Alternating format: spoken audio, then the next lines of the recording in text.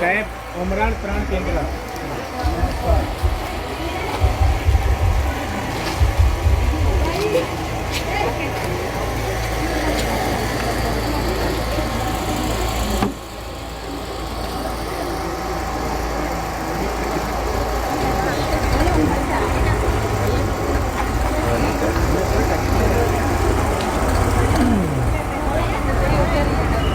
हाँ नमस्ते। हाँ बेन हूँ उमराण गाम में छूँ। उमराण गामनु जे आंगणवाड़ी केन्द्र 3 खरू ने हाँ 1 वर्ष थी बांधकाम अधूरू छोड़ीने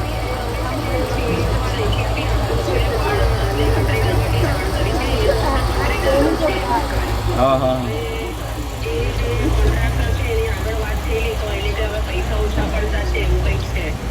પણ બેન આ બાળકો હવે પેલા વર્કર બેનના ઘરે હાકડ મોકળમાં બેસીને ભણે છે એ તો ગ્રાન્ટ ઓછી પડતી હોય તો તમે અમને કેવો અમે બી ત્યાં સરકારમાં વાત કરીએ પણ આ તો વરસથી આ બધું પડતર છે અને બાળકોને આટલી બધી તકલીફ પડે છે તમે અમને કહો મેં મારી ગ્રાન્ટમાંથી ગ્રાન્ટ ફાળવી તમે કેટલી ખૂટે છે કેમ ને તમે મને લેખિતમાં આપો જે હોય તે પણ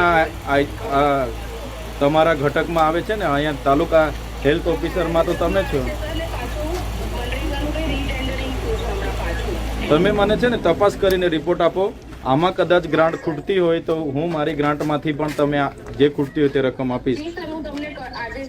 હા બાળકોને અહીંયા તકલીફ પડે છે હું ગામમાં આવ્યો ને ગામના બધા લોકોએ રજૂઆત કરી કે આંગણવાડી 1 વર્ષથી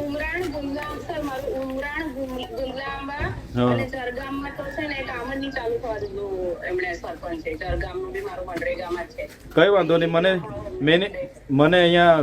વિગતમાં આપો તમે અને જે પણ ગ્રાન્ટ ખૂટતી હશે તો એવું હશે તો મારી ગ્રાન્ટમાંથી આપીશ જો બીજી તમારા સદરે ગ્રાન્ટ નહીં હશે તો હું મારી ગ્રાન્ટમાંથી આપીશ પણ આપણા બાળકોને તકલીફ પડે છે એટલે આપણે એનું નિરાકરણ લાવવું પડશે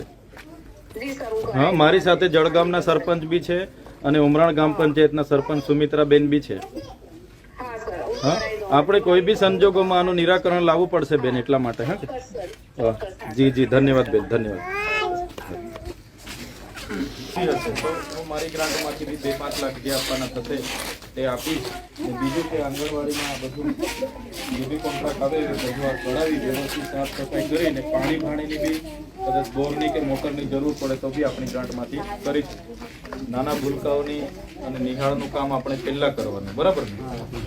એટલે કંઈ વાંધો નહીં તમારી રજૂઆત છે મેં ડાયરેક્ટ બેનને વાત કરી છે જે સંભાળે છે એમને મને રિપોર્ટ આપશે કદાચ ગ્રાન્ટ ખૂટે જ છે તો મારી ગ્રાન્ટમાંથી જે આપીને આનું નિરાકરણ લાવી દઈશું આપણે હા